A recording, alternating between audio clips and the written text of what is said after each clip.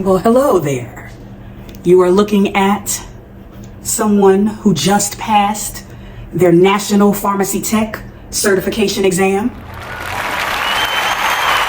for the second time in their life.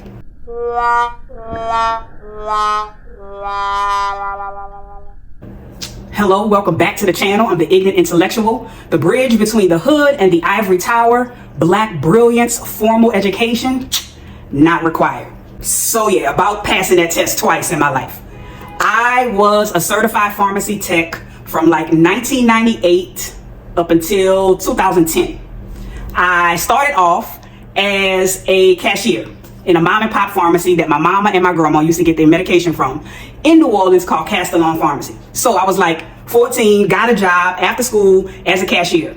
So then over time, they would call me in the back to count what's called fast movers, amoxicillin, ibuprofen, all of this kind of stuff. You pre-batch them because the prescriptions for those types of drugs are written the same way every time. So fast forward, I graduated from high school and I finagled the truth a bit to get a real pharmacy technician job in Atlanta. Over time, I build up and I leave that job. Well, I've told the story on this channel. I got fired from that job. Actually, I didn't tell the story. I told about me getting fired from another pharmacy. But I did get fired from my first pharmacy job because of insubordination. Big surprise. Me and one of the pharmacists was getting into it, so they fired me because she was the pharmacist that had been working there. Was I wrong in how I was? I think I was trying to defend myself. I don't remember. I was all of 18 years old. So anyway, I get a job at CVS near the AUC, and CVS paid for me to take my certification exam. So fast forward, when I work at retail, CVS is considered retail. So CVS, Walgreens, Walmart, all of the places that have pharmacies like in the back of a store is pretty much considered retail. Then I graduate. I still work at Walgreens while I'm in grad school in New Orleans. And then I get a job in Atlanta at Emory University Hospital. And I was at Emory for like 6 years. I worked in the OR pharmacy. That's my favorite. I worked in the Cancer Institute. I worked in the back, which is where we would make TPNs. And I worked under the stat hood. Emory was my jam. Emory let me know that I probably never want to work retail again. Give me hospital pharmacy any day of the week, ending in a Y. So then I left Atlanta, and I told y'all this story about the PhD program that I dropped out of. And when I left Atlanta, I was 28, 29 years old, smelling my ass. So I left Atlanta under the guise of, I'm gonna let my certification expire because I'm moving on to bigger and better things. I'm going to this PhD program and I don't want to have nothing to fall back on. So my certification expired in 2010. And from 2010 to 2024, I have not worked in a pharmacy. But one day in October of 2024, I'm eating breakfast at a spot by the house. And as I'm eating my chicken and waffles, it was my cheat meal, one of my cheat meals for the week that I had pre-planned out. So as I'm eating my chicken and waffles, I hear plain as day, God says, get your pharmacy tech certification again.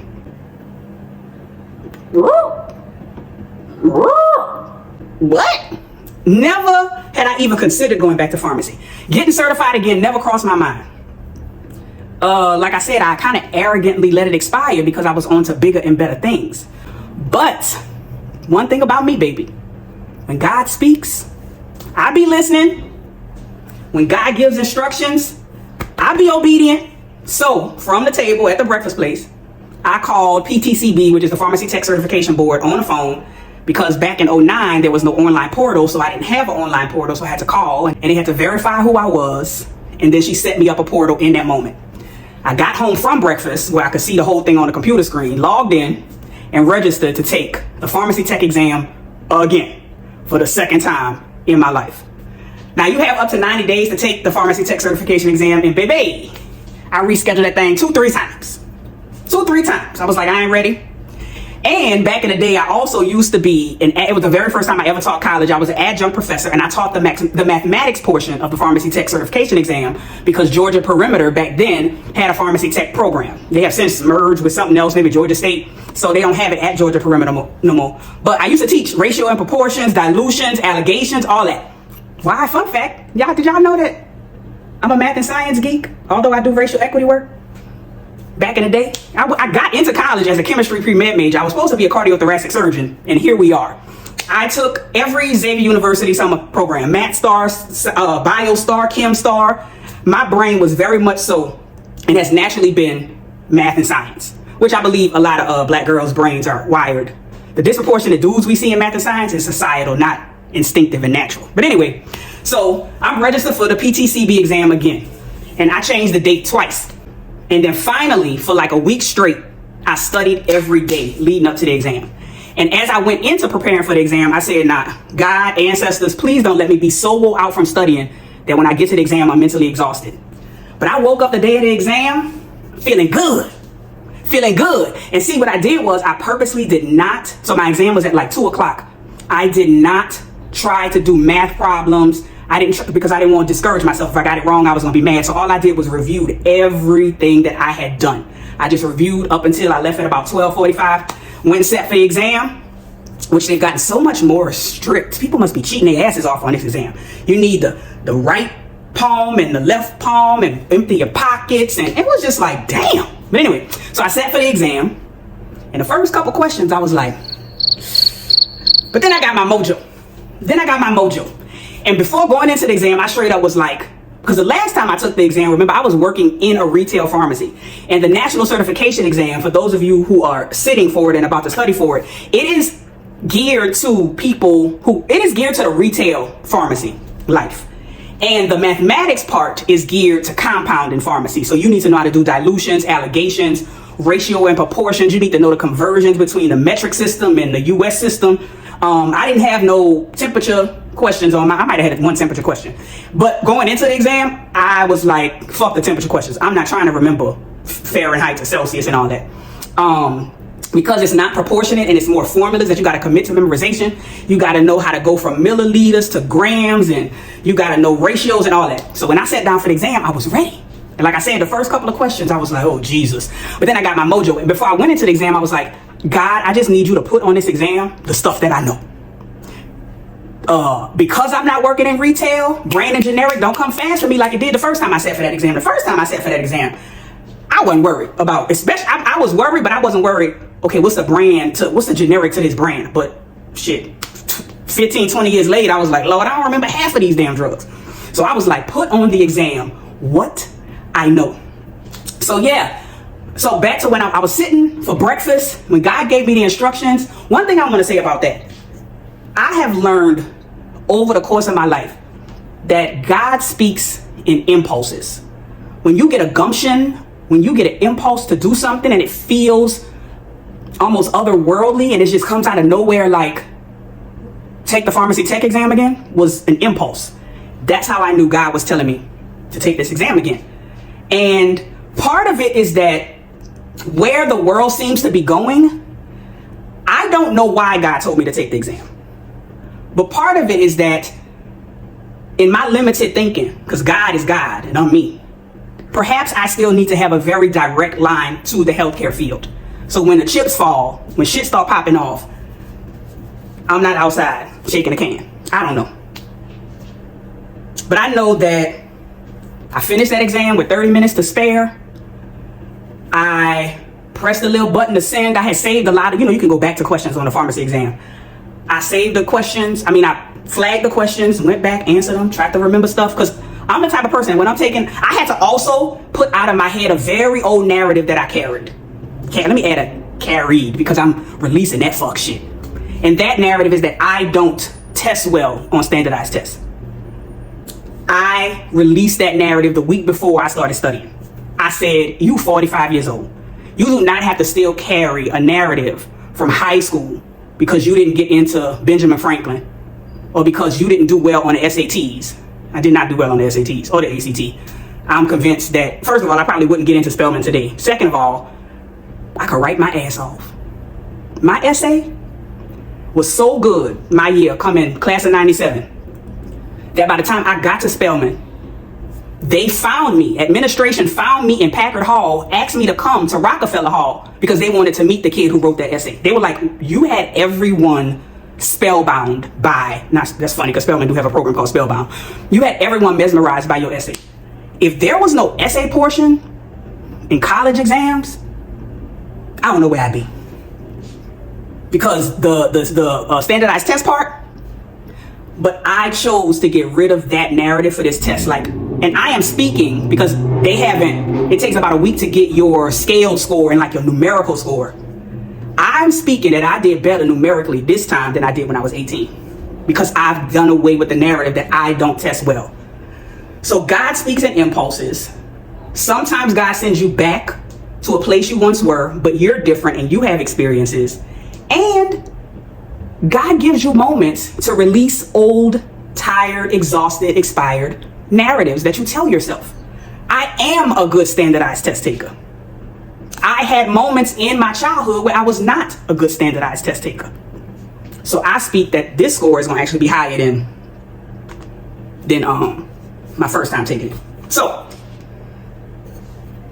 that's some of the reasons why this moment of, and I don't feel like I'm going backwards. I feel like there's a skill set that I need to pick back up that's going to move me forward. Like, for example, I just applied to a job that was a pharmacy tech. It was an instructional design pharmacy tech job. I said, God, you already got in. I already am an instructional designer. But this was specifically asking for a pharmacy tech instructional design. It was one of the things, like, I travel a lot by myself. So sometimes I have these moments, especially when I'm doing road travels across the country or in another country on the road by myself, that things be so life-saving for me that I sometimes feel like all of the things that I think I've experienced, some of them shits didn't happen. Like, I don't want to get derailed, but a story popped up in my head. And it's one of many stories where I'm like, part of that actually didn't happen. It was spiritual, like 3D type shit. So anyway, I say all that to say, sometimes I don't feel like I'm going backwards being certified as a pharmacy technician again. I feel like my pharmacy tech experience is something that is going to be influential and key in whatever is next for me. I'll put it like that. So process for getting recertified. I had to create a portal on PTCB.org. I think it's .org, not .com. And I used to always say, as a procrastinator, you don't have procrastinator without professional procrastinator. But I really do have to stop procrastinating. I really do, because I rescheduled that test twice for no real reason. I could have taken that test earlier on time. I didn't have to reschedule. But once I found out that you could reschedule as many times as you want, as long as you take the test within the 90 days of registering for it. So those are some of the process was knowing. They list on the website the percentages of what topics per topic are going to be on the exam. So big bucket topics, they'll say like 40%, and then within that they'll list all of the components of that, then 20% and list all of the components of that. I literally took that, and that's how I studied. They said mathematics was 40%, compounding, aseptic technique, that kind of stuff, which a retail technician wouldn't know about too much. So if you're a retail tech, you might want to focus on your aseptic technique, your conversions, your mathematics, your dilutions. If you are a hospital pharmacist who works in the TPN area in the back where you batch your meds, it's going to be more familiar to you. So I basically took that sheet, that sheet of paper where they show you what percentage of what parts are going to be on the test, and I used that. And there was some parts that was the small parts, like what DEA form number this, blah, blah, blah. I said, if it ain't DEA form 222, I'm not 222 or 224, which is either sell or that's the DEA form that lets you sell drugs or buy drugs. I said, I'm not going to remember this shit. Guess which forms were on my exam? 222 and 224, because I already told the Lord, like, I just want the stuff on the exam that I know. That's really what I need you to do. Put on the exam the things I know. And sure enough, or I could use intuition on some of them. Like, one was a drug I had never heard of, but because you could go backwards, the next question was about that same drug, and it was like, well, what's weird about this prescription? And the question before it was asking something else, but it used the same drug. And so I was like, well, if this drug's prescription is average 0.3 milligrams, and they're trying to dispense 200 milligrams, the thing that's wrong with this prescription is the dose, the amount that they're trying to prescribe, which was the answer. So the process for getting recertified was really just taking the information they give you on ptcb.org about the components of the exam and studying the components and investing enough time into the stuff that's going to have more questions than other questions. And some stuff I was just like, fuck it, I don't care. Like, I'm just not going to get the temperature conversions because I'm not about to try to memorize these formulas. Now, some of the YouTube channels, like some of the channels that really, really, really helped me was 3 major channels. One was Amanda Farm D. All of her tiles are baby blue color. I'll put it up on the screen. Let me point to remind myself as I'm editing. Amanda Farm D. Amanda. You sound like a white lady, but you're my dog. Thank you, Amanda. Amanda had a whole bunch of, she the one that I did with my calculations, my allegation, my dilutions, my ratio and proportions. The second channel is Michael Unger. Michael, you came through with that pharmacy law. Because a lot of people think pharmacy technicians be back there just counting pills. Do you know the amount of science and law and legal matter we have to know? I'm not going to ever say we know as much as a PharmD, but damn it, we know a lot. And Michael, you came through with that pharmacy law. I don't think I paid attention to that the first time. And a lot of them laws hadn't even passed yet. So which law was the DEA formed under, and what amended this law and all that. And so also because of a skill when you learn how to take standardized tests is when you have things that are like pharmacy law and it's like names, you know, because laws are often named after people. I make a lot of associations and I actually don't remember the names of the law, but because it's not like a fill in the blank, I just let my brain recognize that name versus trying to memorize that name. So that's one thing that helped me with pharmacy law, because there are it's a lot of pharmacy laws, and it's a lot of, outside of just what law did what thing, there's a lot of what does this law imply? So that Michael Unger has a pharmacy law video that's about 40 minutes or so. It took me over a day to go through his whole video. And like Sudafed, and I didn't even know Sudafed was behind the counter. I don't know last time I bought Sudafed, but apparently you could use Sudafed to make methamphetamines. But so stuff like how much Sudafed can one person buy a day, and Michael Unger is the guy for that. And then the third YouTube channel that really helped me was Lindsay, who is the CEO and founder of LW Pharmacy School on YouTube. So those are the three YouTube channels I used to prepare for the exam. Amanda was excellent at brand generic conversion, flashcards. She was excellent at ratio and proportions, allegations, dilutions, that kind of stuff. And then Michael Unger was excellent at that pharmacy law video. That got me right for the exam. So some tips that worked for me. If I had more time, I would have made flashcards. I vaguely remember making flashcards, especially for brand generic, where I'd be like Lipitor, atorvastatin, blah, blah, blah. I also remembered or wrote down, typed, because I ain't write none of this shit, typed. One good thing about pharmacy is that suffixes and prefixes, well, suffixes more so help you out when it comes to classes of drugs. So we know statins, for example, are cholesterol drugs. We know things that end in LOL are beta blockers for heart disease. And one way I remember beta blockers was like, LOL, bitch, B for beta. Don't ask, I made this shit up. Pril, P-R-I-L, is heart as well. So like Cinepril, that kind of shit. So that's some of the things I did, is some of the strategies I use. And like a big strategy for multiple choice tests is that you do not, like I said about the law, you don't have to memorize to write it down. You just need to memorize to recognize it on the screen. So I, right now, don't remember the name of the laws, but I held it in my mind long enough to be able to recognize it on the screen. And there are pharmacy law questions on the exam. So again, Michael, thank you. My exam day experience. I woke up feeling amazing. My altar has my maternal grandmother, my other grandmother, my godmom, and the newest person is my Auntie Pat, who passed away in June.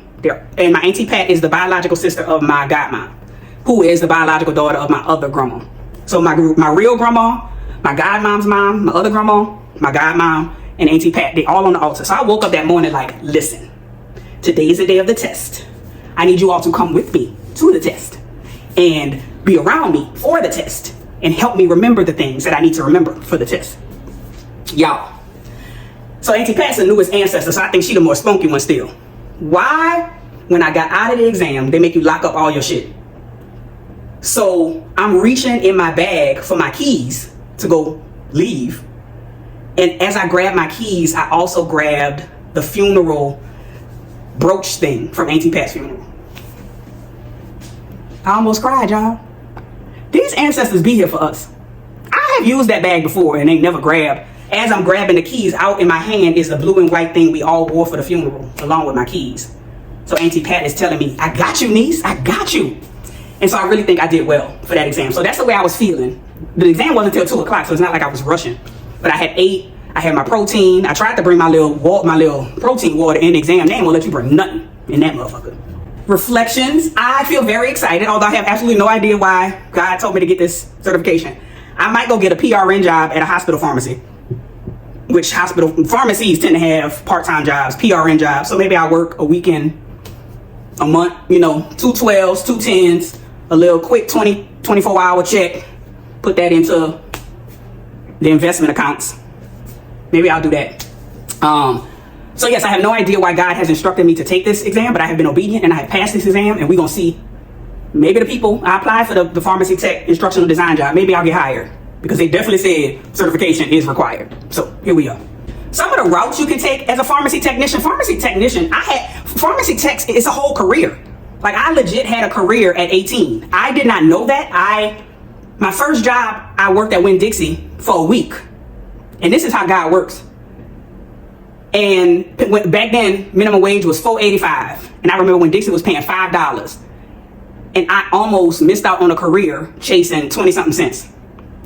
So I worked at Winn-Dixie for a week. I put in the Winn-Dixie application and the pharmacy cashier application probably the same day, same week. So a week into the job at Winn-Dixie, the pharmacy calls. And my mom was like, you need to go work at the pharmacy. And I was like, but Winn-Dixie paid $5. She was like, you need to go work at the pharmacy. So I quit Winn-Dixie after a week, went and worked at Castellon, and that has catapulted me into, again, a 15-year career before I took a break, and now I'm back. 15-year career as a pharmacy tech. So I have worked retail pharmacy, which is what most people know pharmacy to be, is when you walk into a CVS or a Walgreens, and at the back of the store is a pharmacy, and you get your prescriptions filled, usually syrups or pills, which syrup is a pill, but by mouth, pills, capsules, regular stuff. Some other stuff, of course. I worked at, retail, I worked at Kaiser, which is a little balanced. You know, it's a doctor's offices. It's not retail, but it's not hospital. I don't even know what Kaiser is considered. Maybe it's considered hospital. I don't think so, though. And my longest stint was at a hospital, Emory University Hospital in Atlanta. I worked there for like 6 years. Loved it. It's probably my favorite pharmacy job so far. It had my heart. It was at an age where it had my heart. I never worried about money. Like, Emory paid beyond my bills. I don't remember what I made. I might have made about $17 an hour. I don't remember. Then y'all heard the story of me getting fired from the veterinary pharmacy because I walked in, clocked in, and went to McDonald's. So there's veterinary pharmacy as an option for technicians. Cows, for example, consume the country's largest percentage of antibiotics, more than humans. So we made nothing but drugs for animals, a lot of antibiotics, Lord. That was my first experience. No, because I worked at Emory before that. I was about to say it's my first compound, and that's not true. We made a lot of ointments. There's a lot of, so Emory was less ointment compounding and more liquid compounding, but veterinary, because it's animals, is more ointments, creams, that kind of shit. I also taught in a pharmacy tech certification program, so I was a professor because a lot of people, you know, go to pharmacy tech school for a couple of months, 6 months, 12 months before they go take the exam, because it's actually a really serious exam. It's granted, I took a week, but people be in school for months trying to pass this test, and it's only apparently a 67% pass rate. And sometimes as somebody who has done this and is good at that type of stuff, I overlook that it is a very serious exam. It's a national certification, which is not a certificate. A lot of times people be like, oh, you got a certificate? No, I have a national certification. There's a difference between a certification and a certificate. So I taught, I don't know how many pharmacy tech schools there still are, but there's at least 50, because when I researched it, I saw a website, some national website, and it was the top 50 pharmacy tech schools. So there's at least 50 in the country. So you can teach in a program. You can do it, which didn't exist when I was a pharmacy tech last at 09, but you can also make money selling courses or teaching courses, because that's what LW Pharmacy School is about. She takes cohorts to set them up to take the exam, and they pay her for weekly sessions and group sessions. It's an academy. It's basically a pharmacy academy online. So that's an option for you as a pharmacy technician if you want to invest that energy to build up your YouTube platform, for example. And she puts out some free videos, but she also has an academy behind the scenes that people go to school with her. And she's a nationally certified pharmacy technician.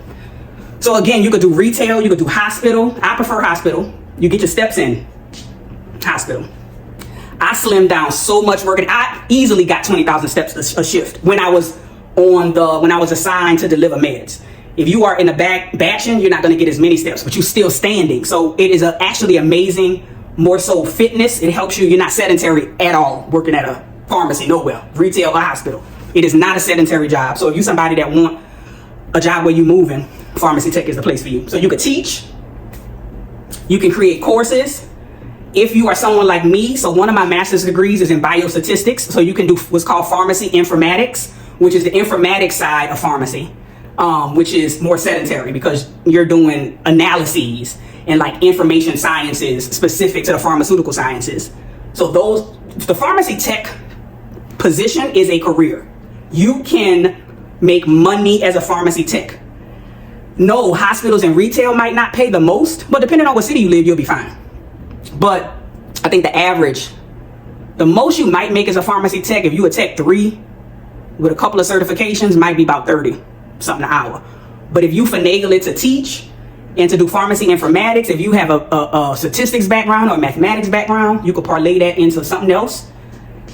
And I see now why my mama said you need to quit Winn-Dixie and go work at the pharmacy. It allowed me that once I graduated from school, I was already on my second career when I finished public health school at 20 something years old, 22, because I had a whole career as a pharmacy tech. And I worked all through Spelman as a pharmacy tech, making pharmacy tech money. So I didn't have to do work study. I didn't have to do none of that because I already had a career coming into college at 17 years old. I ain't never really called home for money. My mama did pay my rent. She paid for the dorm life. And I do remember senior year, Patricia gave me 12 checks for rent. She dated the month and everything. $580 was my rent. I will say that. So I did not have to pay for rent. But because her child had a career, I also didn't call her for money because I had a job. So those are some of the things you can do as a pharmacy tech. I think people hear pharmacist and then downgrade the technician. And that's often what people do when they hear physician and downgrade the nurse. When, if we're honest, the nurse does a lot of shit, just like the tech does a lot of shit. I have not been to pharmacy school. It has never been a desire of mine. But I would venture to say that any pharmacist worth their weight is never going to talk shit about the technician, because your life could be purity hell if you have a trash technician. So you never know. I might go and get me a little PRN job 2 days a week or maybe every other weekend in a hospital pharmacy. You know, there might be somebody somewhere that wants off and I can fill in for them. So this is why I have taken the pharmacy tech certification exam again after being out of the pharmacy career field for 15 years. I'm back. I left pharmacy at 29. I'm 45 years old. I'm excited. I have no idea where God is about to take me with my certification again. But I know that back in October when God said out of the clear blue sky, go take that test again, I listen. All right, y'all. Thank you for listening to my story time on why I returned to the pharmacy, or why I took the tech exam again after 15 years. Drop in the comments if you have questions about being a pharmacy tech. Drop in the comments if you have questions about the exam. Drop in the comments your comments, thoughts. And remember, you ain't got to agree with me, but at least know why you think what you think. Peace.